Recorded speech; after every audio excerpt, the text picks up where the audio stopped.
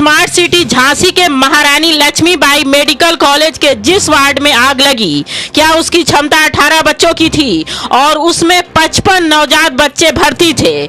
UP के उप मुख्यमंत्री ब्रजेश पाठक का ही बयान छपा है कि इसकी क्षमता 18 बच्चों की थी। 45 बच्चों की जान बचा ली गई है, लेकिन 16 की स्थिति गंभीर है। 10 बच्चों की मरने की पुष्टि कर दी गई है। इस हादसे में जिनके बच्चे जलकर मरे हैं उनका नाम भी आप जान लें। याकूब और नजमा की 2 बेटियां, भगवान सिंह और पूजा का 1 बेटा, पूनम और नेत्राम की बेटी, संध्या और कंचन कपूर का बेटा, संजना सोनू का बेटा, भगवती और धर्मेंद्र का बेटा। ये सब के सब साधारण परिवार के लोग हैं। अभी तक 8 बच्चे नहीं मिल पाए हैं। पर आपको बता दें कि ये दर्दनाक हादसा, रूह कपाने वाली घटना के बाद जब यूपी के स्वास्थ्य मंत्री अस्पताल का जायजा लेने पहुंचे तो उनके लिए सड़क सजाई जा रही थी। पता ही नहीं चल रहा था कि मंत्री जी लाशों से भरे अस्पताल में आ रहे हैं कि बारात में आ रहे हैं। अस्पताल में जिस अग्निशमन मशीन से आग बुझाने की कोशिश की गई वह 4 साल पहले ही एक्सपायर हो चुकी थी। सोचिए बच्चों के वार्ड में क्या क्या एक्सपायरी माल होगा।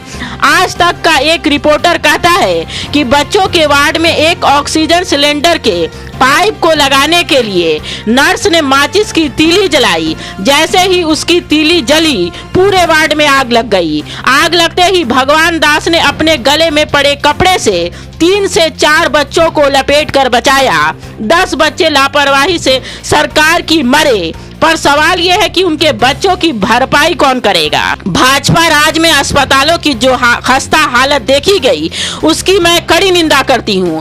और योगी सरकार बार बार कहते हैं कि बटोगे तो कटोगे। क्या इसी तरह के चुनावी नारों से सत्ता बनाई जा सकती है और आगे देश का भविष्य चलाया जा सकता है? और यूपी में इस तरह की घटनाएं जो हुई हैं तो ये कौन जिम्मेदारी लेगा? और सबसे बड़ा सवाल यह है कि जिस माँ ने 9 महीना पेट में रखा और अपने बच्चे को देखा तक नहीं, जले हैं, उनका डीएनए टेस्ट होगा कि किसके बच्चे हैं। तो ये जो दर्द भरी दास्तान है क्या वो जिंदगी भर भूल पाएगी? आखिर इस तरह की घटनाएं लगातार लापरवाही के कारण जो हो रही हैं इसका मेन खामियाजा जनता भुगत रही है, ना कि शासन और सत्ता भुगत रही है।